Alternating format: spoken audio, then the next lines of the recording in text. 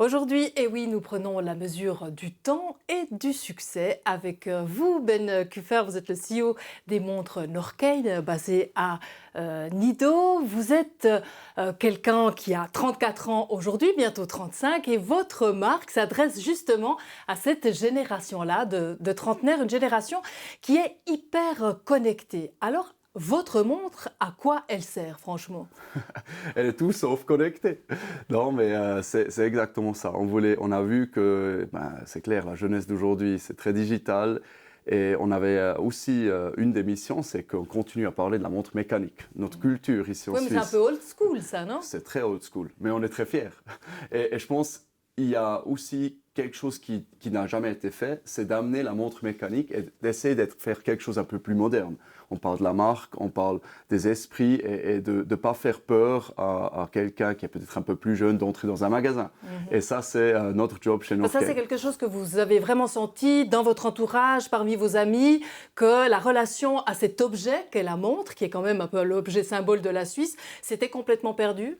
Complètement perdu, je pense que c'est extrême, mais j'ai vu qu'il y avait beaucoup moins d'intérêt et aussi beaucoup moins de compréhension que la montre mécanique, c'était en fait, faisait partie de notre culture ici en Suisse, surtout dans l'équipe de foot, hein, par exemple. Il y a beaucoup de jeunes, je parlais, je voyais que c'était pas vraiment quelque chose où ils étaient très attachés, et donc je trouvais très important de justement contrer ce trend.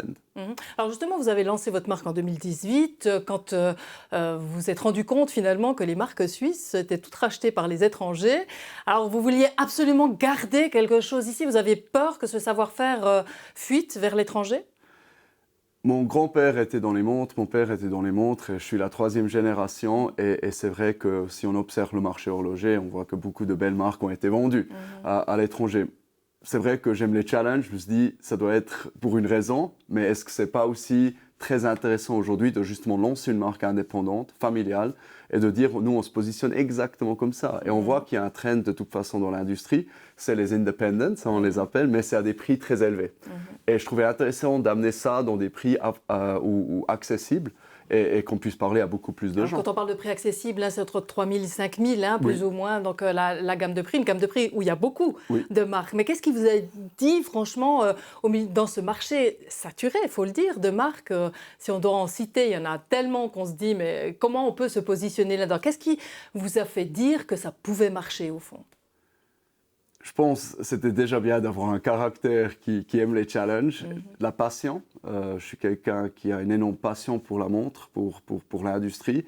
Et c'était aussi quelque chose que je me suis dit, la montre, ça reste un bien émotionnel. Tout le monde qui achète une montre mécanique, il a une histoire. Il m'a raconté pourquoi il a acheté cette montre. Et je me suis dit, ben, voilà, il faut écrire une belle histoire. Maintenant, il faut écrire une histoire de la Suisse, des jeunes qui ont lancé une marque là où il ne fallait surtout pas le faire. Et je pense que c'est ça qui aujourd'hui, Bon, ben, c'est un Norqain, peu c'est notre l'esprit succès. rebelle, hein, c'est ça. On va faire ce que les autres veulent pas qu'on fasse. On le comprend bien, mais tout de même, vous avez extrêmement vite grandi malgré la pandémie, hein. Depuis 2018, on est à peine en 2022. Oui. Vous êtes présent dans 22 pays, 140 points de vente dans le monde, parmi les plus prestigieux aussi. Est-ce que c'est pas une croissance qui fait un peu peur? Est-ce qu'elle n'est pas trop rapide? Elle fait un peu peur. Et je pense que c'est normal. Ce ne serait pas bien qu'elle ne fasse pas peur, parce que je pense que c'est là où justement on pourrait faire des erreurs stratégiques ou on grandit trop vite. On a beaucoup d'expérience dans le board. On discute souvent au board meeting des décisions qu'on doit Alors, prendre. quand vous dites le board, c'est vraiment les gens qui décident et ceux qui managent. Oui, on a une équipe management qui est très jeune, hein. Moi, je prends beaucoup de décisions, mais je suis très content de pouvoir de temps en temps, maintenant, surtout avec la croissance importante, aller vers le board. Écoutez, on doit faire des nouveaux investissements. Est-ce que vous êtes d'accord ou est-ce que c'est trop rapide? Alors justement, vous êtes entouré par des amis, vous êtes entouré par votre père, vous êtes pratiquement en train de suivre les traces de votre père qui a longtemps produit des montres dans le Jura bernois, du Oui. côté de Tavannes. Cette présence du père, est-ce que c'est pas un peu lourd parfois? Ça peut pas vraiment être lourd parce qu'il est souvent en vacances. Il me dit toujours que je suis le chairman avec le plus de vacances, certainement ici. C'est vraiment le cas. Mon père, il est là pour me soutenir, mais il m'a clairement dit, ça c'est ton projet. C'est un projet où moi je peux aider pour la production, la qualité. Il a mis ça en place avec moi en 2018. Mais depuis maintenant qu'on est en train de construire la marque, on est dans beaucoup de choses qui sont distribution, marketing, aussi à côté du produit. Lui, il se concentre vraiment sur le produit, la qualité. Et là, c'est lui l'expert et c'est moi qui, dans le design, innovation, etc., j'ai le lead après. Alors, dernièrement, le 8 juin dernier, d'ailleurs, vous avez marqué un grand coup médiatique en annonçant votre collaboration avec Biver, qui était l'ancien manager de CEO de Hublot notamment, une légende, on va dire, dans le monde horloger. À part son nom, qu'est-ce qui vous intéresse chez lui? Justement, de nous rendre attentifs des choses, partager ses expériences qu'il a, son know-how qu'il a. On a tous les jours maintenant beaucoup de décisions à prendre et c'est juste génial de pouvoir appeler Jean-Claude et dire écoute, si tu étais à ma place, qu'est-ce que tu ferais? Ah ouais, mais en même temps, j'allais dire, excusez-moi, mais il est vieux par rapport à vous. Donc, il a sûrement évidemment beaucoup de know-how, mais est-ce qu'il n'a pas des idées d'avant? Non, c'est vraiment pas Jean-Claude, il n'est pas comme ça. On doit toujours, nous, l'équipe, toujours faire attention qu'on reste sur les trends parce que sinon, il va nous sortir des choses qu'on n'est pas encore au courant.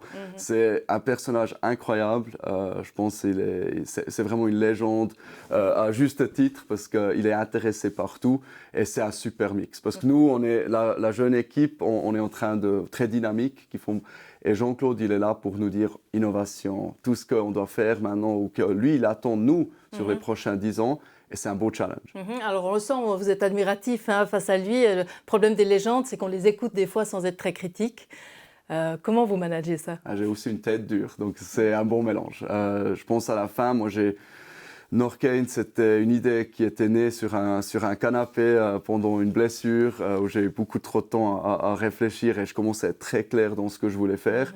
Et donc, je sais où on veut aller, j'ai une stratégie claire en tête, mais je suis quand même très ouvert pour des commentaires. Et je pense que ça, c'est un super mix. Si on n'écoute pas, je pense qu'on ne va pas aller très loin. En même temps, Jean-Claude Biver va sortir sa propre marque avec son fils. Donc, j'allais dire, c'est de la concurrence, même si vous n'êtes pas dans le même secteur, on va dire, d'argent, puisque lui, il va vraiment dans le luxe, ce qui n'est pas votre cas. Est-ce qu'il n'y a pas un risque de faire, au fond, un peu des copy-paste d'autres idées qui existent déjà? Non, je pense vraiment pas. Alors Jean-Claude, il a un projet avec son fils Pierre qui est magnifique, mais qui est très très exclusif. Je ne vais pas parler de JC Biver, mais c'est entre 50 et 100 pièces par année. Et avec Norqain, ce qui l'a motivé, il a justement dit c'est une marque jeune. On a une mission, c'est de mettre la montre mécanique au poignet de la jeunesse. Et c'est ça qui l'a motivé. Et donc, on est de toute façon avec Norqain, maintenant, on est en train de faire un tout autre produit que lui, il est en train de faire. On cherche l'innovation. On cherche de challenger un peu la manière comme on produit une montre, et c'est ça qui est intéressant. Alors justement, l'innovation aujourd'hui, elle passe par quoi? On parle beaucoup de marketing, de stratégie, mais j'imagine qu'en matière technique, elle passe par quoi si ce n'est pas les montres connectées? Oui, c'est justement ce qu'on s'est posé comme question il y a 2 ans. Il y a le Covid, Jean-Claude et moi, on s'est rencontrés, on a eu vraiment un super échange. Et on a maintenant ce lancement en septembre où on pense avoir trouvé justement la réponse à cette question. L'idée. Parce qu'on est convaincus qu'aujourd'hui, ce qu'il faut faire, c'est innover, mais il faut quand même aussi... Les temps ont changé. Il y a une question de sustainability, il y a tout ça. Donc, il faut trouver une nouvelle manière de produire et c'est ce qu'on a fait. Et notamment en n'utilisant plus les mêmes matières qu'avant, c'est ça? Oui, aussi. On va présenter notre propre matériel. Donc, on est évidemment très content et puis on se réjouit d'avoir le feedback. Alors, vous l'avez parlé de la pandémie, vous avez eu le temps de réfléchir, vous avez eu le temps de passer du temps avec vos enfants qui ont 2 et 5 ans aujourd'hui. Est-ce qu'il y a eu un moment quand même dans cette période-là où vous avez eu très peur, vous avez presque eu des doutes, vous avez dit on n'y arrivera jamais, c'est fini? Très peur, pas, mais des doutes, je pense encore aujourd'hui, j'ai tous les jours. Et je pense que c'est aussi un bon moteur d'avoir des doutes. Parce que les doutes, ça permet à se remettre en question et de se dire qu'est-ce qu'on peut faire encore mieux. Donc ça, pour moi, les doutes, c'est quelque chose de positif. Corona, c'était très challenging. Surtout, moi, je vais toujours me souvenir des premières 2 semaines où vraiment, c'est la première fois on va à la maison, la société, il n'y avait plus personne et c'était vraiment horrible. Par contre, très vite après, on s'est dit, on est plus petit, on a un petit bateau qui est peut-être un peu plus rapide que les grands bateaux. Et c'est aussi une chance pour nous maintenant de voir ça comme opportunité et pas comme, juste comme un défi impossible à gérer. Non, on le sent, on va garder pour la fin cette phrase-là, regarder les choses du point de vue de la chance et des opportunités et pas forcément de la crise et du malheur. Merci beaucoup Ben Kuffer et bon vent à la tête de votre marque. Merci beaucoup. C'est très gentil, merci beaucoup. Voilà, chères téléspectatrices et chers téléspectateurs, c'en est tout pour cette émission, mais ça continue évidemment sur Télébilingue.